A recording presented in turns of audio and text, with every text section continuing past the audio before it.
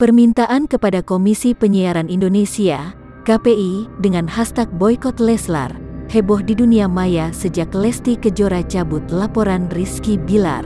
Netizen minta KPI menindak drama rumah tangga Lesti Kejora dan Rizky Bilar ini dengan hashtag boykot Leslar. Hashtag boykot Leslar ini ramai di akun Instagram KPI @kepipusat. Buntut pada kegeraman netizen pada drama rumah tangga Lesti dan Rizky Bilar. Netizen meminta KPI memboikot Lesti dan Bilar dari acara televisi. Bahkan tidak tanggung-tanggung netizen membubuhkan tagar boikot Leslar. Memang sebelumnya, KPI sudah mengimbau televisi untuk tidak menampilkan pelaku kekerasan dalam rumah tangga.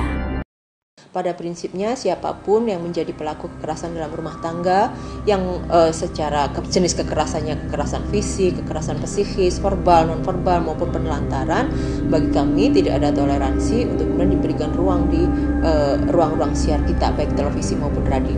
Tidak hanya berbasis pada kasus yang lagi viral ya, bahwa Komisi Penyiaran Indonesia berkomitmen dan juga meminta komitmennya teman-teman lembaga penyiaran dalam hal ini televisi dan radio untuk tidak menampilkan, tidak memberikan ruang kepada pelaku kejahatan seksual, pelaku KDRT.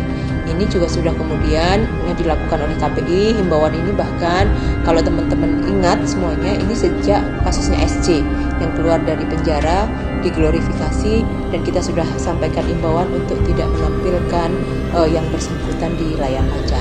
Dan ini kemudian kita kembali ingatkan ke teman-teman lembaga penyiaran bahwa KDRT ini adalah kejahatan. KDRT ini adalah pelanggaran hak asasi manusia yang menyerang martabat manusia. Oleh karena itu tidak perlu ada toleransi yang berlebihan, tidak perlu memberikan ruang kepada pelaku kejahatan atau pelaku kekerasan dalam rumah tangga.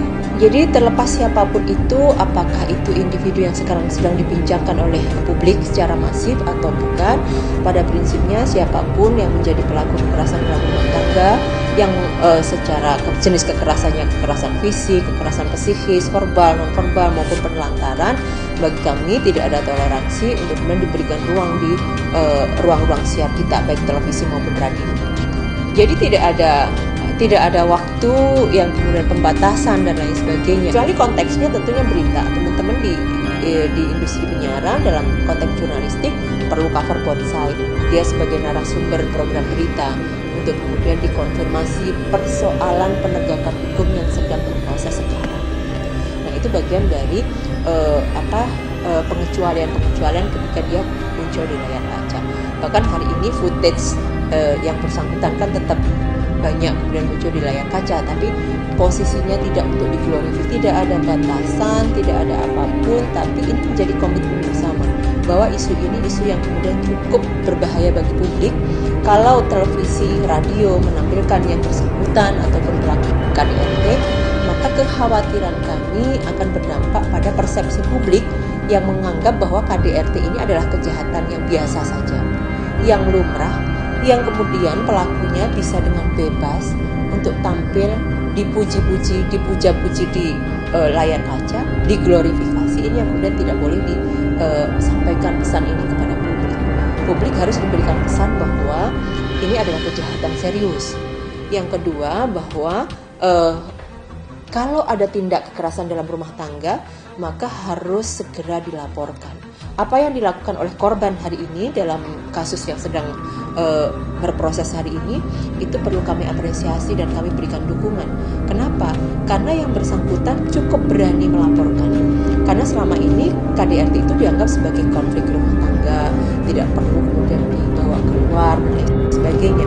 Kalau ini kemudian tetap persepsinya publik bahwa ya udah ini konflik rumah tangga, cukup selesai di keluarga saja dan lain sebagainya, maka akan terjadi pengulangan kekerasan di dalam rumah tangga. Kenapa? Karena tidak ada yang berani melaporkan, tidak ada yang membuat efek jera bagi para pelaku.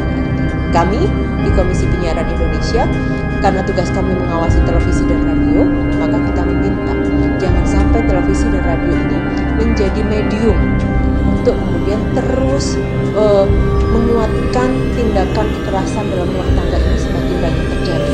Maka inilah cara kami agar tidak memberikan ruang kepada para pelaku. Hingga dipecatnya Rizky Bilar sebagai host Dangdut Academy, sebuah acara ajang pencarian bakat dangdut di Indosiar. Namun netizen kecewa lantas meminta KPI agar Lesti pun diboikot. Karena ibu Baby L ini mencabut laporan KDRT yang dilakukan suaminya. Setelah laporan dicabut, Muhammad Rizky bebas bersyarat dengan wajib lapor. Jumat malam tanggal 14 Oktober tahun 2022, dengan ekspresi wajah penuh rasa bersalah, dia menyampaikan permohonan maaf khususnya pada pedangdut asal Cianjur itu. "Saya sangat mencintai istri saya ingin selalu jadi pelindung bagi keluarga saya," kata Bilar. "Namun sebagai manusia saya tidak pernah luput dari kehilafan, kesalahan," kata Bilar dengan memakai kemeja putih. Suami Lesti ini berjanji tidak akan mengulangi kesalahannya. Dia mengaku mendapatkan pengalaman berharga dalam hidup.